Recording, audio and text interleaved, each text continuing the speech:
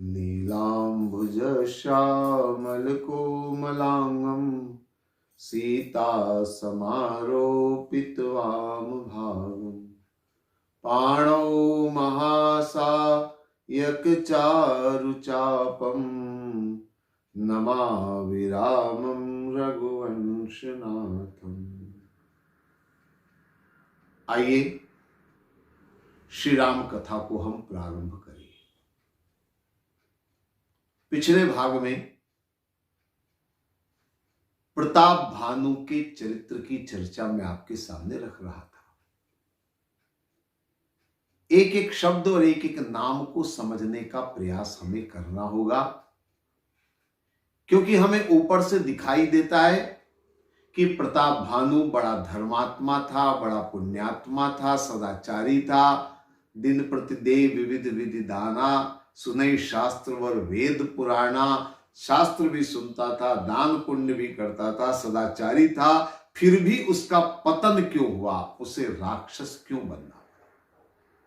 मैंने कहा था आपसे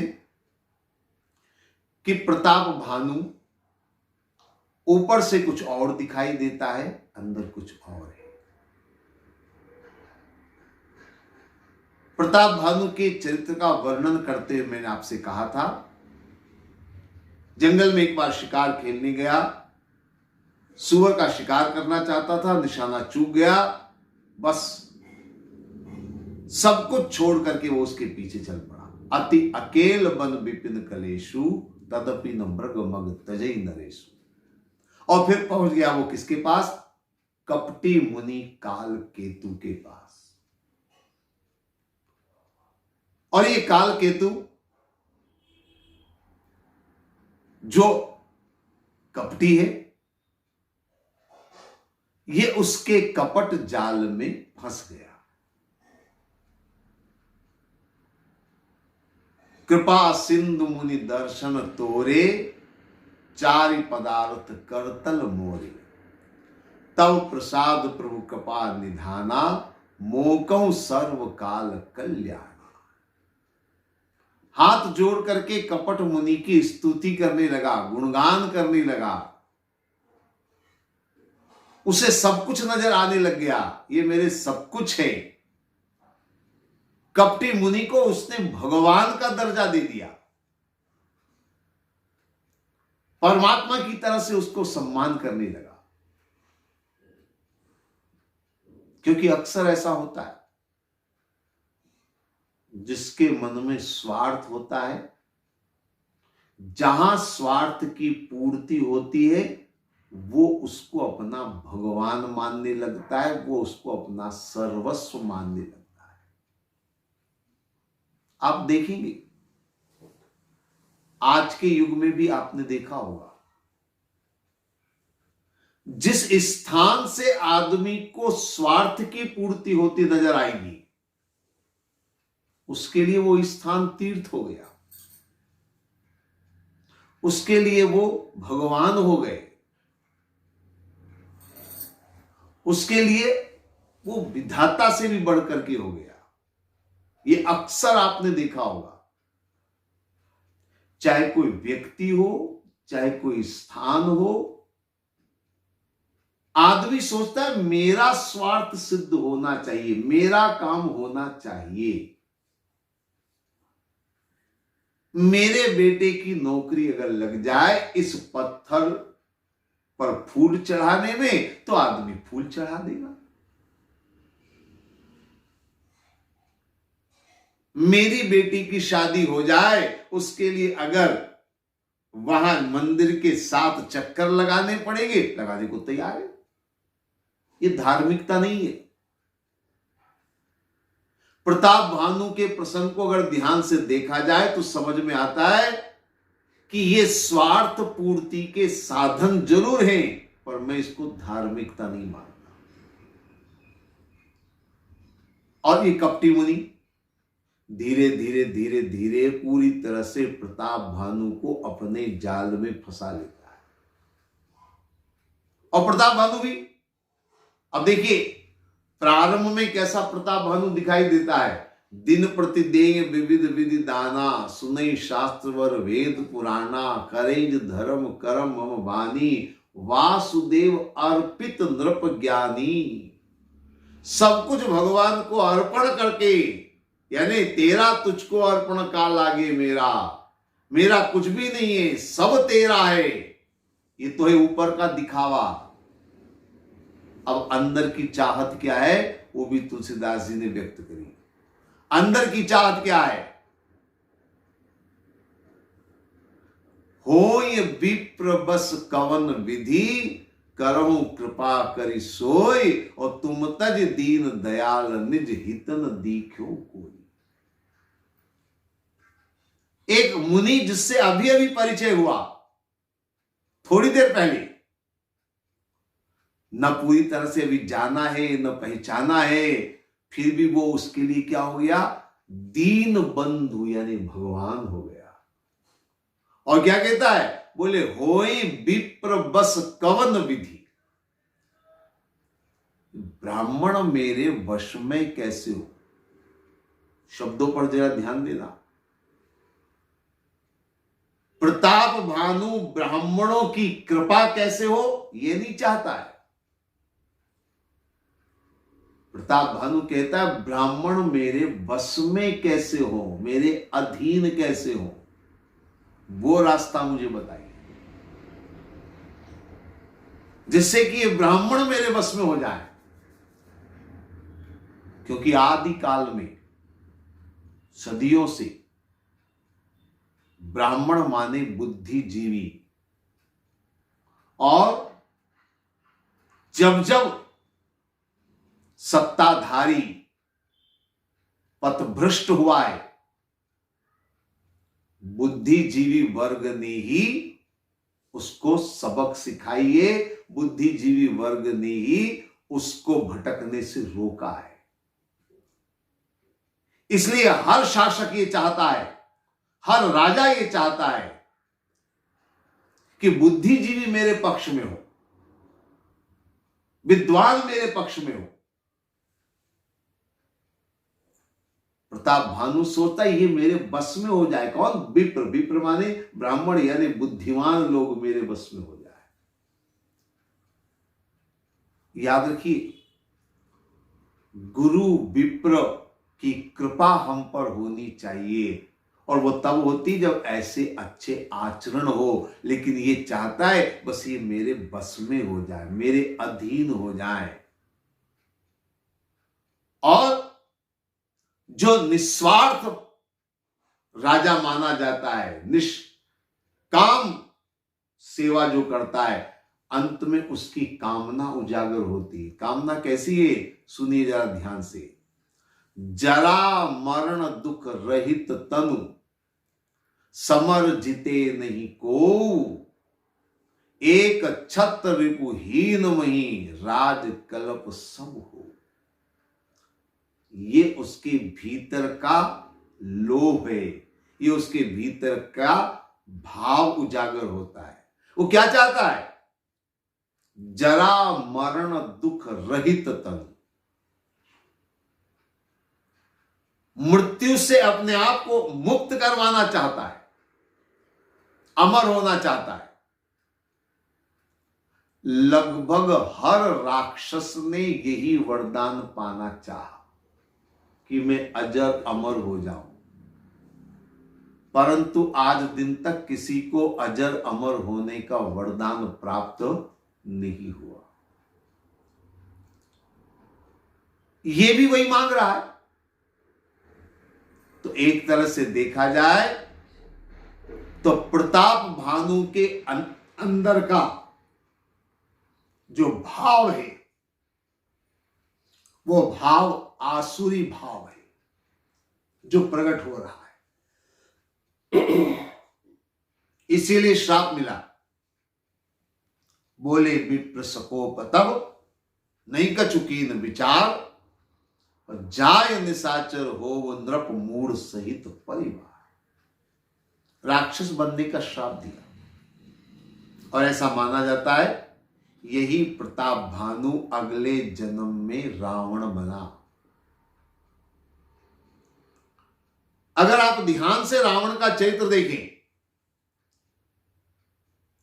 और इधर प्रताप भानु की कथा को ध्यान से सुने, तो आपको साफ तौर पर प्रताप भानु के अंदर खड़ा हुआ रावण दिखाई देगा।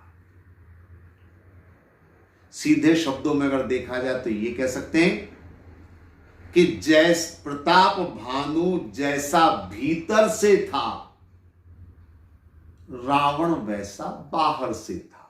इससे ज्यादा कोई अंतर नहीं। जो प्रताप भानु के अंदर अवगुण छुपे हुए थे, वो सारे अवगुण रावण के जीवन काल में बाहर प्रकट हो गए। बस यही अंतर है और कुछ अंतर नहीं।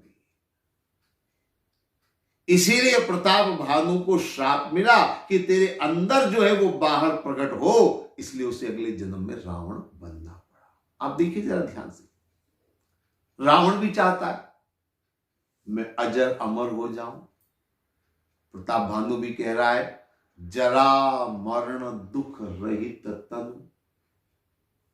और आगे क्या चाहता है, बोले समर जीते नहीं को, युद्ध में मुझे कोई हरा न सके। रावण की भी यही लालसा थी।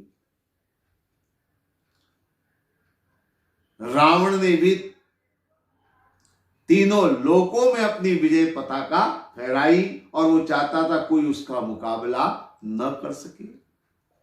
एक छत्र रिपुहीन मही, रावण ने भी वही किया। एक छत्र राज्य, कोई रावण का मुकाबला करने को तैयार नहीं था। इतिहास और शास्त्रों का अगर देखा जाए, चिंतन मनन किया जाए, तो एक दो बलशाली थे जो रावण का मुकाबला कर सकते थे, बाली, सहस्त्रार्जुन। लेकिन रावण ने उनको अपना मित्र बना लिया ताकि कोई शत्रु मेरा रहे ही नहीं। ये राजनीति, ये कूटनीति, और यही चाहता है प्रताप भानु। एक छत्र रिपुहीन में और राज कल्प सम हो, कल्प कल्पांतर तक मेरा साम्राज्य हो। ये लोभ की पराकाष्ठा नहीं तो और क्या है। तो ये महालोभी है प्रताप भानु। रावण भी महालोभी है।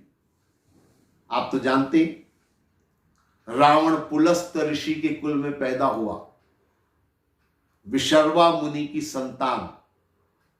ऋषिकुल में पैदा होने वाले पर्ण कुटीर में जीवन व्यतीत करते हैं। रावण लंकापति बन गया। कैसे बन गया? अपने इसी लोभ के कारण। तो रावण और प्रताप भानु के चरित्र में अगर देखें तो बहुत सारी बातें आपको समान रूप से दिखाई देगी। अब देखिए, एक एक चीज पर जरा गौर करें, ध्यान से देखें और समझने का प्रयास करें। प्रताप भानु को छलने के लिए सुअर का प्रयोग किया कालकेतु ने। इसका प्रभाव रावण के चरित्र पर पड़ा। रावण ने कपटी मृग को भेजा राम को छलने के लिए। बात वही है, थोड़ा सा अंतर है। इसने सुअर को भेजा, उसने जो है वो हिरण को भेजा।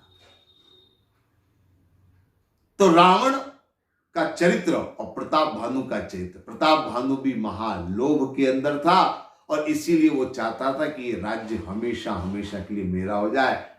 प्रताप भानु, ऐसा उसे लग रहा था कि जैसे मैंने कपट मुनि को मूर्ख बना दिया, और वो कपटी मृग कालकेतु सोच रहा है कि मैंने प्रताप भानु को मूर्ख बना दिया। सीधे शब्दों में देखा जाए तो दोनों एक दूसरे को मूर्ख बनाने में लगे हुए। दोनों एक दूसरे को मूर्ख बना रहे। मुझे एक छोटी सी घटना याद आ गई, बड़ी मजेदार घटना है, सत्य घटना है, मुझे याद आ गई। मुझे ट्रेनों में सफर करने का बहुत मौका मिला। एक बार की घटना है, एक बड़े स्टेशन के ऊपर सुबह सुबह ट्रेन खड़ी हुई। तो प्लेटफॉर्म के ऊपर चाय से नाश्ता बेचने वाले बहुत सारे लोग अपने अपने व्यापार को कर रहे थे। एक अखबार बेचने वाला भी था, अखबार ले लो, अखबार ले लो, अखबार ले लो, अखबार ले लो, अखबार बेच रहा था। एक आदमी ने अपने जेब से पैसा निकाला, 2 रुपए का अखबार उस समय आता था, उसने 2 रुपए का सिक्का निकाला। अखबार वाले को भी लगा कि ये अखबार खरीदना चाहता है, तो उसके आसपास मंडरा रहा था, बार बार पूछ रहा था, हिंदी का अखबार लोगे, अंग्रेजी का अखबार, अखबार ले लो, अखबार ले लो, पर ये बोल नहीं रहा था कुछ भी। थोड़ी देर में ट्रेन चल पड़ी। जब ट्रेन ने थोड़ी स्पीड पकड़ ली तो यात्री ने चिल्लाकर अखबार वाले से कहा, अखबार वाले भैया एक अखबार दे दो जल्दी से। तो अखबार बेचने वाले ने भी चिल्लाकर कहा, पैसा फेंको, पैसा फेंको। इसने तुरंत वो सिक्का जो निकाल रखा था वो उठाकर उसने प्लेटफॉर्म पर फेंक दिया, और अखबार बेचने वाले ने भी चलती ट्रेन में से अखबार ट्रेन में फेंक दिया।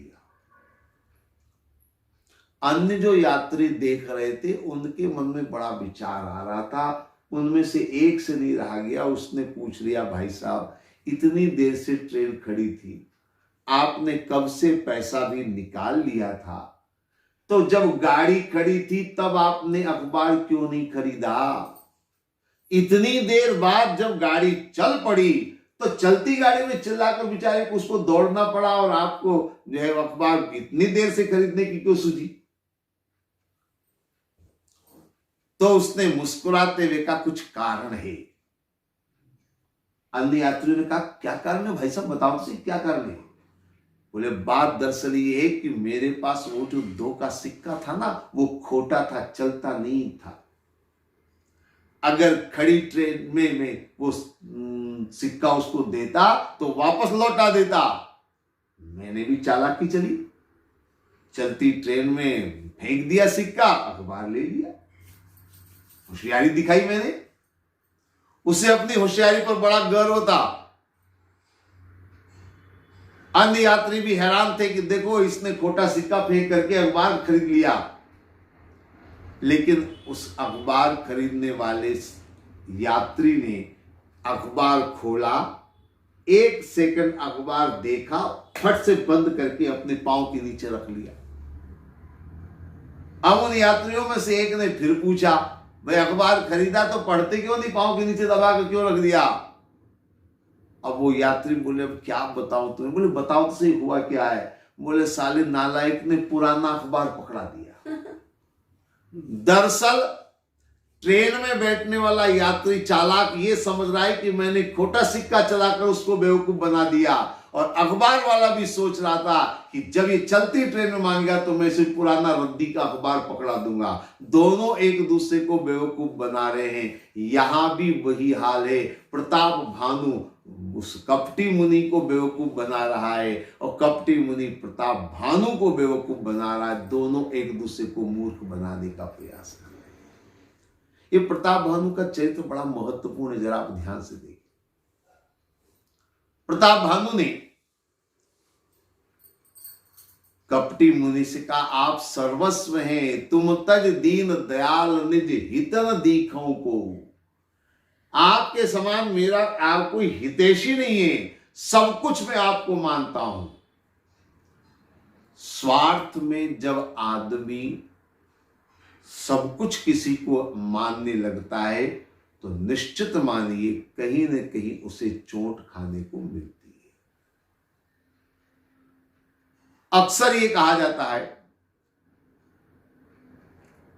अंधविश्वास के कारण बहुत सारी घटनाएं घटती हैं, बहुत सारी ठगियां होती हैं। लेकिन मैं कहता हूं कि अंधविश्वास तभी आदमी करता है जब उसका कोई स्वार्थ हो। हम सुनते तो है, अखबारों में पढ़ते हैं, रातों रात दुगना सोना बनाने के चक्कर में आदमी ने सोना दे दिया और बाबा जी रात को चंपत हो गए, भाग गए। लेकिन मैं कहता हूं कि साधु की गलती तो अपनी जगह है, लेकिन आपको भी थोड़ा विचार करना चाहिए कि रातों रात सोना दुगना हम क्यों बनवा रहे हैं। ये लोभ अगर हमारा होगा तो निश्चित रूप से ठगी होगी, निश्चित रूप से जो है वो ठग अपना कार्य करेगा। और वही प्रताप भानु के साथ हुआ। अपने मंत्री से छुपाया, अपने भाई से छुपाया, संपूर्ण परिवार से छुपाया, जबकि कुशल राजनीतिज्ञ उसे कहते हैं जो अपने मंत्री से परामर्श ले, अपने सहयोगियों से परामर्श ले। प्रताप भानु का मंत्री, अब मंत्री की भी थोड़ी बात समझ लो, क्योंकि इसमें वर्णन आता है मंत्री को भी श्राप मिला। राजा को ही नहीं बल्कि मंत्री को भी श्राप मिला। छोटा भाई अरिमर्दन कुंभकर्ण बना और जो मंत्री था वो विभीषण बना। उसे भी असुर कुल में जन्म लेना पड़ा। ये क्या है? तुलसीदास जी के हर शब्द को जरा समझने का प्रयास करेंगे तो बात समझ में आ जाएगी। नृपहित कारक सचिव सयाना, नाम धर्म रुचि शक्र समाना। इन शब्दों को जरा गौर से समझने का प्रयास करें। नृपहित कारक, राजा का सदैव हितैषी।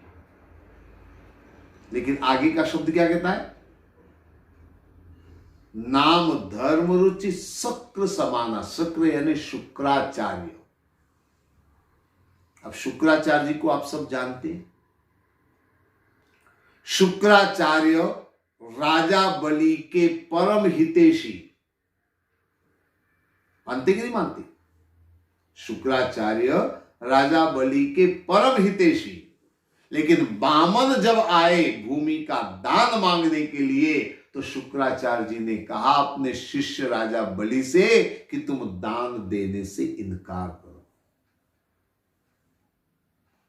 वो कथा बड़ी लंबी चौड़ी है, मैं वो कथा यहां नहीं कर पाऊंगा, लेकिन मैं आपको याद दिला रहा हूं। शुक्राचार्य जी ने दान के लिए मना कर दिया,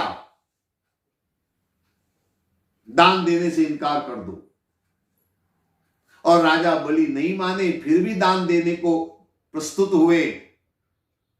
कमंडल में से जल निकालने लगे तो शुक्राचार्य जी कमंडल की नलिका में घुस करके पानी रोका। भगवान ने तिनके का सहारा लिया और उसमें शुक्राचार्य जी की एक आंख फूट गई। इसीलिए याद दिला रहे तुलसीदास जी, नाम धर्म रुचि शक्र समाना। शुक्राचार्य जी के समान धर्मात्मा है, धर्म रुचि। शुक्राचार्य जी के समान का मतलब क्या हुआ? शुक्राचार्य जी साधु है, मुनि है, लेकिन दान का मना कर रहे हैं। क्यों मना कर रहे हैं? देखिए, अक्सर मन में विचार आता है, दान देने वाला कौन? राजा बलि। दान लेने वाला कौन? वामन। देने वाला दे रहा है, लेने वाला ले रहा है। देने वाला दान देने को तैयार है, लेने वाला दान लेने को तैयार है। शुक्राचार्य जी को बीच में तकलीफ क्या हो रही है?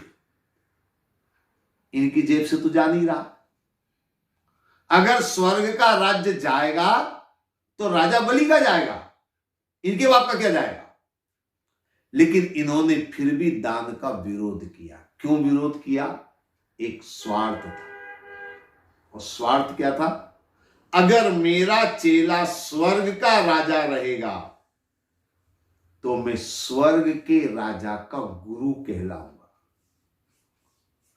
स्वर्ग के गुरु बनने का लालच इनमें था और इसीलिए उन्होंने दान के लिए मना किया।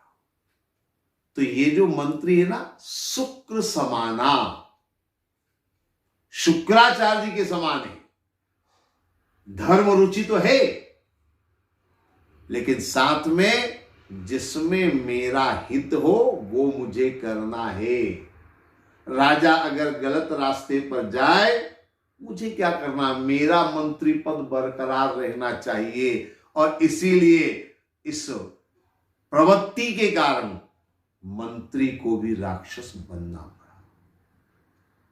कहने को तो मंत्री था, नृपहित कारक सचिव से आना, लेकिन उसने अपने कर्तव्य का भी पालन नहीं किया। उसने अपना हित देखा, नृप का हित नहीं देखा। इसीलिए कहते नाम धर्म रुचि सक समान। और धर्म रुचि शब्द बड़ा गजब का शब्द है। वैसे अक्सर जो थोड़ी बहुत पूजा पाठ करता है, कभी कभी मंदिर जाता है, उसके लिए हम क्या कहते हैं, बड़ा धर्मात्मा है। हम हर किसी आदमी को धर्मात्मा शब्द से संबोधित कर देते हैं, लेकिन धर्मात्मा शब्द बहुत कीमती शब्द है। हमने उसकी कीमत कभी जानने की कोशिश नहीं करी। तुलसीदास जी ने जिस शब्द का प्रयोग किया उसको समझने का प्रयास करें। धर्मात्मा शब्द का अर्थ होता है धर्म जिसकी आत्मा हो। आत्मा शरीर के लिए अनिवार्य है, जीवन के लिए अनिवार्य है। अगर शरीर में आत्मा चली जाए तो मृत व्यक्ति हो जाएगा। तो जिंदा रहने के लिए आत्मा का होना जरूरी है। इसी तरह से अगर धर्म अनिवार्य हो जाए कि बिना धर्म के हम जिंदा नहीं रहेंगे, बिना धर्म के एक पल नहीं जी सकते, ऐसा अगर कोई व्यक्ति है तो हम उसको कह सकते हैं धर्मात्मा। सुबह आधा घंटा मंदिर में जाकर पूजा पाठ कर ली, धर्मात्मा हो गए। दिन भर चाहे भले लोगों की जेब काटता रहे वो, सुबह सुबह एक माला फेर ली और दिन भर जो है किसी का भला बुरा, किसी का निंदा चुगली स्तुति करते रहे, हम धर्मात्मा कह लेंगे उसको? नहीं, धर्मात्मा शब्द इतना सरल शब्द नहीं है। हर कोई व्यक्ति धर्मात्मा नहीं बन सकता। हां, धर्म रुचि शब्द बहुत प्यारा शब्द है। आधा घंटे मंदिर कोई जा रहा है तो उसकी धर्म में रुचि है। एक दो माला अगर वो जप रहा है तो धर्मात्मा नहीं है, लेकिन उसकी धर्म में रुचि है। एक बात और बता देना चाहूंगा, रुचि का संबंध होता है मन से। रुचि पैदा कौन करता है? रुचि पैदा करता है हमारा मन। तो रुचि का आधार है मन। और ये जो मन है ना, आप इस मन के बारे में अच्छी तरह जानते होंगे। मन का स्वभाव हमेशा नीचे की ओर जाने का होता है, पतन की ओर जाने का होता है। जैसे मैं कहा करता हूं, अगर मिट्टी को, पत्थर को उठाकर फेंकेंगे तो वो नीचे जाएगा। जल की धारा अगर छोड़ेंगे तो नीचे की ओर जाएगी। इसी तरह से मन को अगर आपने छोड़ा तो वो नीचे की ओर जाएगा, पतन की ओर जाएगा। ये मन का स्वभाव है, नैसर्गिक स्वभाव है। अब इसको आप चाहे गुरुत्वाकर्षण सिद्धांत कहें या कोई और नाम दें, लेकिन स्वभाव है। इसी तरह मन का स्वभाव नीचे की ओर जाना है। तो याद रखिए, ये जो धर्म रुचि है ना, इस पर बहुत नियंत्रण की आवश्यकता है। क्योंकि जहां मन नीचे गया, पतन की ओर गया, वहां आपकी रुचि भी गलत कार्यों में हो सकती है। आज आप मंदिर जा रहे हैं, आज आप पूजा पाठ कर रहे हैं, आज आप सत्संग कर रहे हैं, आज आप धार्मिक कार्य कर रहे हैं, लेकिन कल आपकी रुचि कैसी रहेगी इसका कोई ठिकाना नहीं। एक पल के अंदर आदमी की रुचि बदल सकती है, क्योंकि मन बदल जाता है तो रुचि बदल जाती है। ये धर्म रुचि है, कोई धर्मात्मा नहीं है। राजा सदकर्म कर रहा है, अच्छी रुचि है, लेकिन रुचि बदल गई। अंदर का स्वार्थ, अंदर का लोभ, अंदर का मोह जागृत हुआ। अपने आप को अजर अमर बनने की लालसा पैदा हुई राजा के मन में, रुचि बदल गई, वही पतन का कारण बना। तो प्रताप भानु के चरित्र को अगर ध्यान से देखा जाए और समझा जाए तो एक बात समझ में आती है कि प्रताप भानु ऊपर से कुछ और है, अंदर से कुछ और है।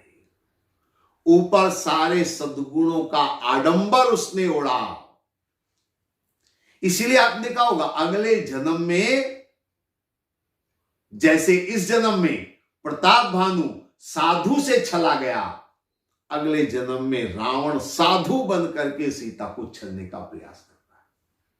ये छल कपट, यही प्रताप भानु का चरित्र और असलियत है।